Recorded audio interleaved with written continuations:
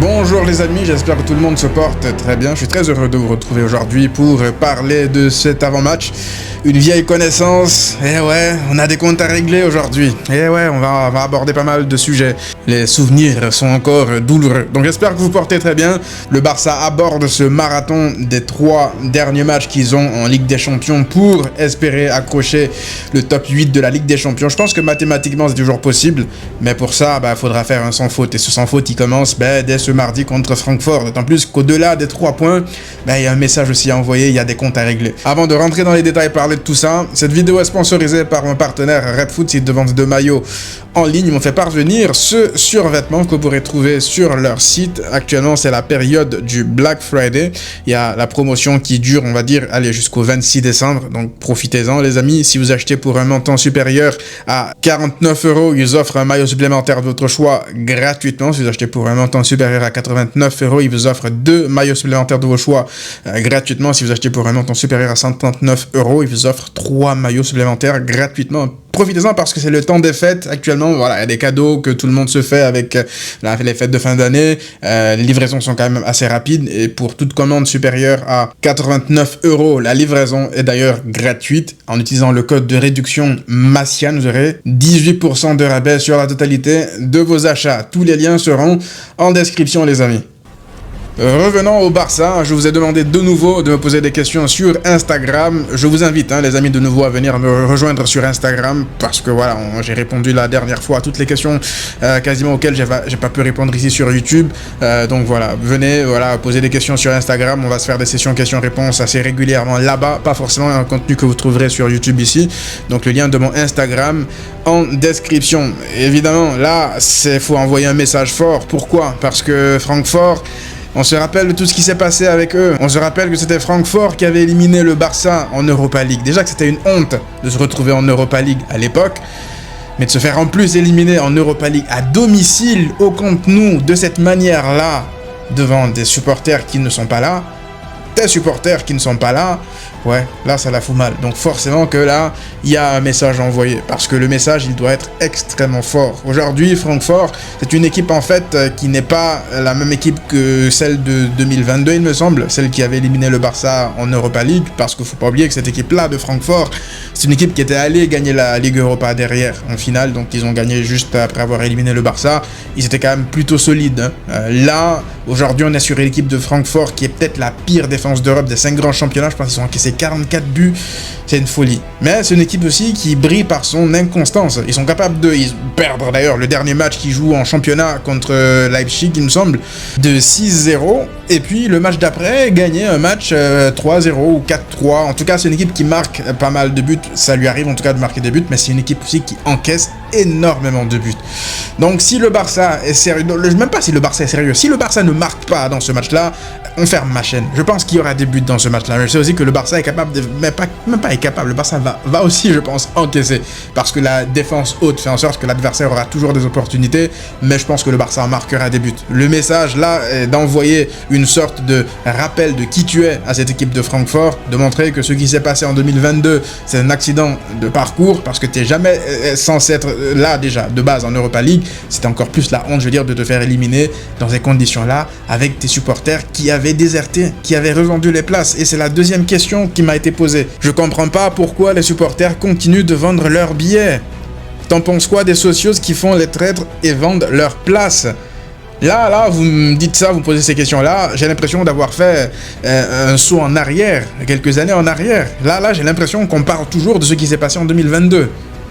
Les socios, oui, ce n'est pas une blague, ont quand même réussi. Une centaine de socios se sont fait attraper, se sont fait gauler parce qu'ils étaient en train de revendre leur place sur internet à des Allemands parce que, ils n'ont pas de dignité. Moi, je le vois comme ça. Et moi, ce qui m'énerve dans tout ça, c'est que nous, les supporters qui sont à l'international, que ça soit en Amérique du Nord, en Europe, en Afrique, en Asie, partout dans le monde, autre ailleurs qu'en Espagne, on nous traite en règle générale de faux supporters qui n'avons pas une histoire avec le Barça parce que nous ne sommes pas nés en Catalogne, nous ne sommes pas des sociaux de génération en génération. Quand tu vois ces abrutis-là, désolé de les appeler comme ça, pour moi ce sont des abrutis, des traîtres de la nation, vendre des places, essayer de refaire le même coup qu'à l'époque, parce que là, si le club n'avait pas pris les dispositions, ces gars-là, ces gens-là qui sont en train de revendre les places, ben dites-vous qu'ils auraient quand même réussi à remplir le stade de nouveau de maillot blanc comme en 2022, le cauchemar. Vous imaginez un peu? Sauf que là, c'est plus possible. Pourquoi? Parce que le Barça s'assure en gros que ça n'arrivera plus dans l'histoire du club, parce que c'était un scandale déjà la dernière fois. Et quitte à ce que ça soit vraiment arbitraire et très strict, ben non, il n'y aura pas de Francfort 2.0, parce que les supporters de Francfort de base, ils sont réputés, reconnus dans le monde entier pour faire ça, à envahir des stades, à déjouer les protocoles de sécurité pour pouvoir s'infiltrer, que ce soit en rachetant des billets à des personnes qui décident de les vendre, ou en tout cas ils ont toujours des stratagèmes. Et donc le club est au courant de ça cette fois-ci, et voilà, s'il doit y avoir un supporter de Francfort dans le parcage où on met les gens là-bas, là-haut, là, comme dans un zoo avec les vitres et tout, ben ils seront là-bas. C'est comme ça, je suis désolé, mais ce qui s'est passé en 2022, ça ne doit plus arriver. Et je suis content en fait que le club sévisse déjà, parce que toutes les personnes qui vendaient déjà leur place, qui revendaient leur place sur les sites là de revente de billets, le club va les sanctionner. Si ça ne tenait qu'à moi, ils se feraient bannir à vie en fait. S'ils sont une centaine, honnêtement, une centaine de personnes que tu bannis, ou en tout cas pour une durée très très longue, ça apprendra, ça montrera en fait l'exemple aux autres. C'est que si toi, tu n'es pas un supporter digne, si tu peux pas, en gros, respecter ton club, l'histoire de ton club, pour quelques sous, parce que les gens me demandent pourquoi les gens le font, mais c'est pour l'argent, en fait, pour leurs intérêts personnels, c'est tout.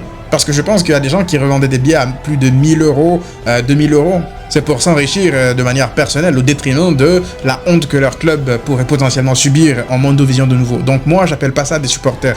Moi, je nous considère, nous, qui donnons corps et âme, notre attention, tout ce qu'on a. On achète des trucs reliés au club, que ce soit des figurines, on paye des abonnements pour les regarder, on paye nos billets pour voyager, on paye nos tickets pour aller regarder le Barça là-bas. On fait tous ces sacrifices-là pour que des énergumènes comme ça, eux, ils prennent des places, les offrir à des Allemands. Moi, je pense que ce jour-là, c'est simple. Il faudra interdire l'accès à tous les Allemands. Même flics. Bon, ok, j'abuse. Pas flic, mais pas loin. Bref, les amis, l'idée sera de redorer le blason dans ce match-là. Comme je l'ai dit tout à l'heure, envoyer un message, parce que moi, tout autre résultat, en fait, qu'une grosse victoire du Barça, limite une humiliation contre Francfort, je serais déçu. Parce que je l'ai dit, Francfort, c'est une équipe qui encaisse beaucoup de buts. Le Barça est l'une des meilleures attaques d'Europe. Tu vas affronter l'une des pires défenses d'Europe. Je dis pas que tu vas pas encaisser, mais tu dois leur en mettre minimum 4. Minimum 4, ou en tout cas un 3-0 sec, ou un 4 plus... Parce que ça, c'est personnel. C'est personnel. Moi, je le vois pas comme un match de football, c'est personnel. Il y a de la vengeance en l'air. Donc, je m'attends à un grand match du Barça. D'autant plus que niveau comptable, en termes de goal average, t'es censé marquer pas mal pour t'assurer au moins une place dans le top 8, même si c'est une place de 8ème. Donc, c'est important de marquer beaucoup de buts dans ce match contre Francfort. Tu as pensé quoi de l'entrée de Marc Bernal? Ben en fait, je l'ai dit, c'est vrai que dans le débrief contre le Betis, j'en ai pas parlé parce que j'abordais pas mal de sujets pêle-mêle comme ça, mais j'en ai parlé sur Twitter et sur les réseaux. Donc n'hésitez pas encore une fois, les amis, à venir me suivre sur les réseaux pour qu'on puisse avoir des échanges parfois beaucoup plus directs, lors des matchs surtout. Mais c'est vrai que Marc Bernal, son entrée avant-hier, elle était très très très encourageante parce que c'était totalement différent du Marc Bernal qu'on a vu contre Alaves. Contre Alaves, c'était la catastrophe. Tout ce qu'il tentait, il ratait. Mais je l'avais dit dans le débrief contre Alaves, contrairement à Casado, lui, je vais quand même être très indulgent parce qu'il revient déjà des croisés, il a pas de rythme, il joue quasiment pas, il jouait pas du tout. Donc difficile pour lui de rentrer dans un match comme ça où il est attendu, en plus il a une responsabilité de débuter, d'être titulaire. Donc là, c'était le jour et la nuit contre le Betis. Il y a moins de pression, évidemment, le match est quasiment plié. Mais c'était l'un des rares, en gros, parmi les rentrants avant-hier qui était à un niveau assez intéressant. Là, on a vu des bribes, en gros, du Bernal de la pré-saison, de la première saison de Flick, même du Bernal de début de saison. Parce qu'il ne faut pas oublier que le double pivot, c'était Bernal Casado. Parce que Bernal était vraiment très, très, très intéressant avant qu'il ne se blesse. Donc s'il peut retrouver ce niveau, on sait ce qu'il a voilà, dans le ventre, on connaît son potentiel, il aura du temps de jeu en fait, parce qu'il y a beaucoup trop de matchs. On a vu Rooney Bargdagé la dernière fois qui a saisi son opportunité, et Bernal aura des opportunités. Même si Gavi revient en deuxième partie de saison, tu as besoin en fait de profondeur. Tu peux pas compter que sur la même. Tu as vu, voilà, Frenkie de Jong se blesse, Pedri parfois se blesse. Tu as besoin en gros de joueurs comme ça qui arrivent entre guillemets un peu frais et qui ont aussi des choses à prouver, ça faut pas l'oublier. Donc Bernal, c'est très très encourageant ce que j'ai vu contre le Betis. J'espère qu'il va continuer comme ça. Avec la montée en puissance d'Eric, tu trouves pas que Frenkie a perdu sa place de titulaire pour le moment? C'est beaucoup trop de dire en gros qu'il a déjà perdu sa place de titulaire. Pour l'instant, je pense que dans la tête de Flick, Frenkie reste un titulaire parce que depuis le début de la saison, voilà, c'est lui le titulaire. Eric Garcia, déjà, voilà, il était préféré à Koundé. Mais l'impression que j'ai, effectivement, comme toi tu peux le ressentir, c'est que Flick compte énormément sur Eric Garcia. Normal, vu le début de saison qu'il fait, vu même la saison qu'il fait la saison dernière, il est sur une continuité, Eric Garcia. C'est l'un des rares joueurs en fait qui a son top niveau constant en fait depuis le début de saison, depuis une saison maintenant et demie, on peut dire ça comme ça. Donc lorsque tu vois l'état de forme de Koundé, tu te dis que oui, on a préféré Eric Garcia à Koundé en ce début de saison. Lorsque tu vois aussi que Frenkie de Jong, ça lui arrive de ne pas être là au taquet, de ne pas montrer la hargne nécessaire pour à chaque fois sortir les matchs de Eric Garcia comme 6. Je te dirais pas que dans la tête de Flick, Eric passe forcément naturellement là actuellement devant Frenkie, d'autant plus que Frenkie revenait de blessure, il est malade, faut pas oublier le joueur qu'il est, faut pas non plus manquer de respect à Frenkie, mais effectivement en termes d'équilibre, juste purement équilibre, je pense que Eric Garcia au poste de numéro 6, ça t'apporte, je pense, une meilleure assise défensive. Maintenant, peut-être que tu perds un peu en termes de contrôle de balles, de maîtrise de balles et tout au milieu, parce qu'il faut pas oublier, Frenkie, Pedri, ils ont formé un duo incroyable. Faut pas l'oublier. Pas parce que Eric a fait d'excellents matchs à ce poste de 6 qu'il faut oublier tout ce que Frenkie a réalisé, notamment la saison dernière. Okay, donc j'attends que Frenkie aussi revienne à son rythme, mais je pense que ça sera difficile en fait pour Flick de sortir Eric du 11. Là, je pense que si Flick il sort Eric du 11, ça sera plus pour le reposer. Pas parce qu'il estime qu'un autre joueur, que ce soit Koundé ou même un autre milieu, est meilleur que lui, parce que ses prestations aussi sont très très très intéressantes, très encourageantes. Donc c'est pas impossible, je pense qu'au bout d'un moment qu'on voit même limite peut-être un double pivot Eric Garcia, Pedri avec Frenkie un peu plus haut. On a vu Frenkie un peu plus haut avant-hier quand Bernal est rentré. Donc si Fermin arrive avec l'état de forme avec lequel il est rentré contre le Betis, peut-être que pour qu'il reprenne le rythme et tout, c'est pas impossible, je veux dire, qu'on voit un milieu. De toute façon, on verra ça tout à l'heure dans le 11 probable que je vois débuter contre Francfort. Tu trouves pas que le prêt de Eric Garcia lui a énormément fait du bien? Après ça, il a changé de calibre. En fait, son prêt à Girone a été un tournant dans sa carrière. Parce qu'il faut pas oublier que même lorsqu'il revenait de prêt, ça parlait d'une vente. Parce qu'il avait fait une saison plutôt intéressante à Girone, pas mal de clubs étaient intéressés par lui. C'est Flick qui a dit non, il ne bouge pas. Donc oui, son prêt à Girone l'a totalement métamorphosé. Alors, ça veut pas dire qu'avant ça, c'était un joueur qui était nul de chez nul. C'est vrai qu'il avait énormément de Bozo Times. Moi, je continue même à croire que même en défense centrale, je pense que c'est limite pas son meilleur poste aujourd'hui. Je pense qu'il a les qualités d'un 6. Par contre, en défense centrale, lorsqu'il va être confronté à des attaquants type Borja Iglesias ou Rafa Mir qui sont assez durs, un peu costauds et tout, là, c'est pas impossible qu'il recommence à créer des pénaux, parce qu'il crée beaucoup de pénaux, Eric Garcia, que ce soit par des mains volontaires ou juste des fautes dans la surface. Je pense qu'en fait que c'est vraiment un profil de 6, ou même un profil de latéral. Il y a un QI foot très développé, mais dans le duel, vraiment dans le 1 contre 1 face à des adversaires beaucoup plus costauds, en défense centrale notamment, ça se peut qu'il se fasse bouger en fait. Et il essaie du coup de compenser par un excès d'agressivité qui le coûtait cher. Donc là, même en défense centrale, je trouve qu'il a fait de bons matchs sous Flick, parce que le Barça défend très rarement dans sa défense, avec le piège du hors-jeu. Du coup, Flick a changé sa vie un peu au Barça. Maintenant, lorsqu'on regarde Eric Garcia, là on parle de lui, mais moi, mon regard se tourne un peu aussi vers Hector Fort. On parle d'Eric Garcia, l'expérience Hector Fort aussi, peut-être qu'on peut avoir une Eric Garcia 2.0, parce que Hector Fort il fait de très bons matchs avec Elche. Je pense que lui aussi c'est un cadre parfait pour son développement. Il a du temps de jeu. Encore récemment, il fait deux passes décisives, il me semble, contre Girone. Voilà, il fait un bon début de saison, une bonne première partie de saison avec cette équipe de Girone, de Elche, pardon. Et donc, je me dis pourquoi pas. pourquoi pas, d'autant plus que faut pas oublier que Hector Fort, c'est un mec, je vous parlais la dernière fois de Cancelo, parce que tu manques quand même d'options offensives au niveau des latéraux pour remplacer par exemple Baldé. Mais Hector Fort, on n'oublie pas que le mec, il a carrément pris la place de Baldé lorsque Xavi, là sur la dernière saison de Xavi, il était beaucoup plus intéressant que Baldé à gauche. Donc s'il progresse comme il faut à Elche, pourquoi pas, même sur ce mercato d'hiver, le faire revenir s'il y a moyen de le faire revenir. Bon après, peut-être que ça va freiner aussi sa progression parce qu'il a besoin de temps de jeu de se développer. Donc c'est peut-être pas une si bonne idée que ça de le faire revenir aussitôt. Mais vous voyez un peu ce que je veux dire. Là, je me dis que tu dois te renforcer lors du mercato d'hiver. Mais si tu peux pas ramener un latéral vraiment pour concurrencer Baldé ou en tout cas pour améliorer ton effectif, Hector Fort, c'est peut-être la solution d'urgence, quoi. C'est ce que je me dis dans un coin de ma tête, même s'il a besoin de jouer, de progresser. Mais si jamais il doit revenir, il faudrait que Flick lui donne du temps de jeu. Parce que c'est vrai qu'il boudait, mais moi, je n'étais pas content de lui lorsqu'il boudait et tout. Peut-être que je me disais qu'il n'était pas au niveau. C'est Flick qui décide, c'est Flick qui voit les choses à l'entraînement. Donc si Flick décide que voilà, il a assez progressé, peut-être que c'est le bon moment de le faire revenir. On verra qu'est-ce qui va se passer avec lui.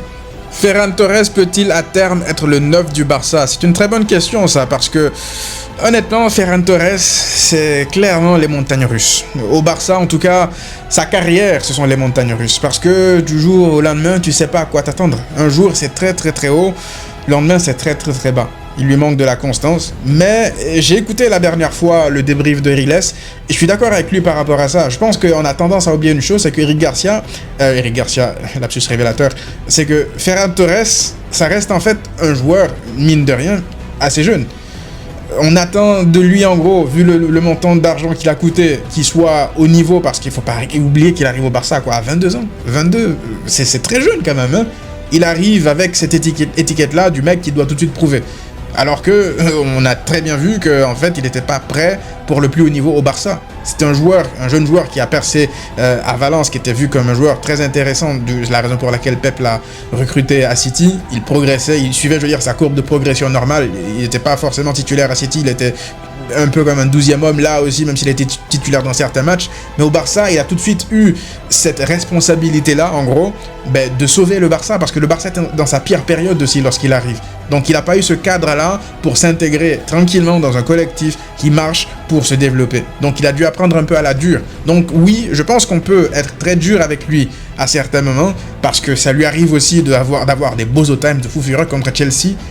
C'est un joueur incompréhensible pour moi. Parce que la saison dernière, je vous rappelle, je vous disais moi-même, il faut d'abord voir ce que Ferran peut nous donner cette saison-ci en tant que neuf, avant de se dire que oui, tu vas balancer une grande somme d'argent sur un neuf de classe mondiale. Même si, dans ma tête, je peux pas considérer Ferran Torres comme un neuf de classe mondiale à l'instant T. C'est pas possible, tu peux pas aller à la guerre ou dire tu as gagné une Ligue des Champions. En tout cas, en ce début de saison-là, c'est avec ce mindset-là je partais. Maintenant, supposons que Ferran Torres, ok, il arrive à te faire une saison à 40 buts. À 40 buts, voire 45 goals assists. On peut se poser des questions. S'il réussit à être présent dans les grands matchs, parce que oui, contre le Real, dans les Classicos, il a marqué des buts, il a été sauveur, il a marqué contre l'Inter. Juste supposons que Ferran, il arrive à lock in, vraiment dans les grands matchs, à ne pas avoir des beaux times comme il l'a eu contre Chelsea, ça peut redistribuer certaines cartes. À l'instant T, encore une fois, dans ma tête, le Barça doit tout faire pour aller chercher Julian Alvarez. Hein. C'est pas parce que Ferran claque des buts que ça y est, ton avenir au poste, il est assuré. Moi, à l'instant T, vous me posez la question, Ferran, c'est très bien, il progresse, mais je me dis qu'il progressait peut-être encore mieux, en fait, s'il avait un attaquant de classe mondiale à ses côtés. Maintenant, Julian Alvarez, ça reste un jeune attaquant, si tu le prends, c'est pour le long terme. Du coup, je me pose la question, peut-être un Harry Kane, si c'est possible. Si un Harry Kane, par exemple, arrive, ça ne lui permettrait pas de continuer à instaurer cette concurrence-là pour qu'il progresse et qu'il continue à apprendre de grands attaquants, je veux dire, confirmés au plus haut niveau. Je me pose la question. Mais c'est vrai que si tu signes Julian Alvarez, ça va être très compliqué pour lui. Parce que Julian, ça serait en fait ton titulaire indiscutable. C'est difficile même pour un coach de gérer ça. Même en termes de méritocratie, tout ça, supposons que Ferran soit meilleur que lui, c'est le Barça qui est gagnant hein, dans ce cas-là. Si jamais, là c'est hypothétique hein, tout ce que je dis là, je parle juste d'un grand attaquant qui arrive.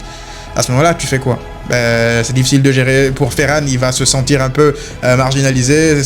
C'est pas trop juste pour lui. C'est comme ça qu'il va se sentir. Donc, il va vouloir partir. Donc, moi, si je pense au Barça, je me dis que malgré l'état de forme de Ferran, on attend d'abord. Faut vraiment pas se précipiter pour tirer des conclusions. Ça reste un joueur, je trouve, qui fait sa carrière au Barça, qui a été là dans des moments importants, qui a eu aussi beaucoup de beaux times, beaucoup de ratés, c'est vrai.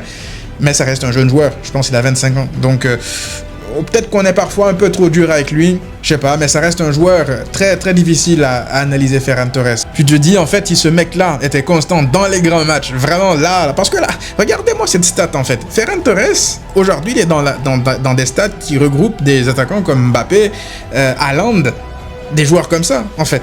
Je sais pas si vous vous rendez compte. Ferran Torres aujourd'hui, certes, il ne joue pas énormément, c'est ça aussi le truc le plus fou pour moi, c'est que c'est pas un mec qui est titulaire constamment au Barça. Il a débuté la saison, je crois, oui, en tant que titulaire parce que Lewandowski était blessé, même lui était blessé. Ferran Torres, il n'a pas joué énormément de matchs, mais s'il avait le même nombre de pénaux que Mbappé en championnat, je pense qu'il serait soit à égalité, soit à un but derrière Mbappé en Liga. Le ratio temps de jeu, but marqué de Ferran Torres, il est effrayant. Donc, ouais. Est-ce qu'il est sous-coté? Je pense que oui, parce que il a des qualités vraiment intéressantes en tant que neuf, c'est indéniable.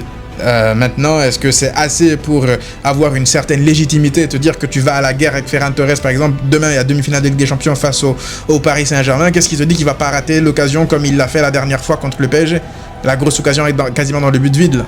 Donc, vous voyez, tous ces questionnements-là sont dans ma tête avec Ferran Torres à l'instant T en tout cas. Ton 11 face à Francfort. Alors déjà, contre le Betis, c'était le 11 qui avait débuté. Contre toute attente, Rooney avait débuté là à droite. Lamine était en 10. Forcément qu'il y aura des changements parce que déjà, Rafinha va naturellement revenir dans le 11. Mais déjà, Rafinha, il revient dans le 11, mais à la place de qui? Là, tout de suite, on peut se dire à la place de Rashford, ok. Mais le poste de numéro 10, du coup. Parce que Fermin, il revient à peine de blessure. Frenkie de Jong, il était convalescent aussi. Donc peut-être que Frenkie est prêt à débuter ce match-là. Moi, honnêtement, je serais reparti, si vous m'aviez posé la question, je serais reparti avec cette triplette-là. Je suis très curieux de voir une attaque comme ça, avec Lamine, Rooney toujours à droite, Ferran, Rafinha. Maintenant, ça m'étonnerait que Flick titularise Rooney de nouveau, même si moi je pense que ça serait un peu mérité vu le match qui te sort contre le Betis. Je pense que voilà, Lamine va quand même repartir à droite.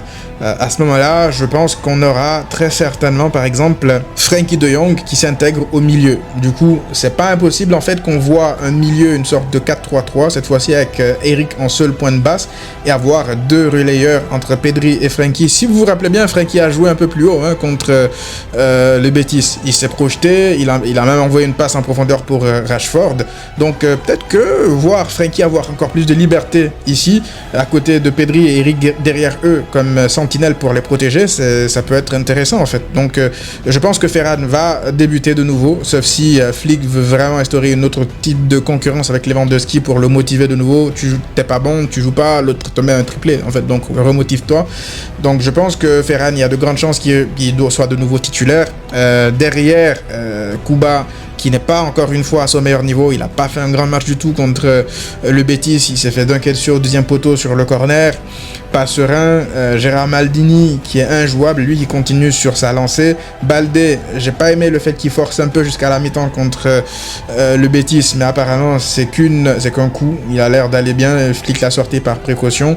Et Koundé, tonton, va falloir se remettre à l'endroit, hein. Va falloir se remettre à l'endroit parce que le début de saison il est vraiment pas bon, il est catastrophique même. Oui, il a fait de bonnes choses offensivement contre le Betis, mais défensivement, je retrouve pas le Koundé de la saison passée. Donc j'espère que c'est juste une mauvaise passe et qu'il va assez vite revenir à son niveau, parce que là, c'est très très mauvais en fait. Dans le pire des cas, tu peux faire même limite jouer Eric Garcia à droite et tester de nouveau Koundé en tant que central à la place de Koubarsi qui n'est pas en forme non plus. Peut-être que Koundé va donner de meilleurs matchs, donner une meilleure satisfaction là qu'à droite, on sait pas. Donc moi, c'est le 11 que je vois débuter. C'est pas impossible de voir Fermin en deuxième mi-temps, parce que je crois que voilà, vu son entrée catastrophique, ça serait quand même assez étonnant que Flick le remette titulaire face à Francfort. Il y a quand même un score à aller chercher, un match à aller gagner absolument face à une équipe qui peut aussi marquer des buts, hein, faut pas oublier. Donc avec Eric, t'as l'assise défensive, t'as aussi le compromis de ne pas sortir Frenkie du 11 tout en gardant Pedri. Frenkie, tu sais qu'il va pas jouer 90 minutes, donc voilà, 60e, 70 70e. Si le match est plié, tu peux même sortir les deux, hein, Frenkie et Pedri, et puis faire entrer Fermin, et puis tout le reste, Rooney, etc. Donc moi, c'est le 11 que je vois débuter, que j'aimerais voir débuter. J'aimerais voir, c'est un grand mot, parce que si on me pose la question encore une fois, moi, c'est pas Frenkie que je fais débuter, hein, moi, c'est Rooney que je remets de nouveau à droite pour revoir Lamine au poste de numéro 10. Il s'interchange un peu les postes ici comme ça. Du coup, ça ressemblerait à quelque chose comme ça, en fait, moi, ce que j'aurais aimé voir contre Francfort. Mais je pense qu'il y a peu de chances de voir ce 11 là, comme ça, avec Lamine de nouveau en 10 débuter. Donc voilà, les amis, dites-moi vous, qu'est-ce que vous en pensez dans les commentaires. On se retrouve pour les débriefs juste après le match. À très vite.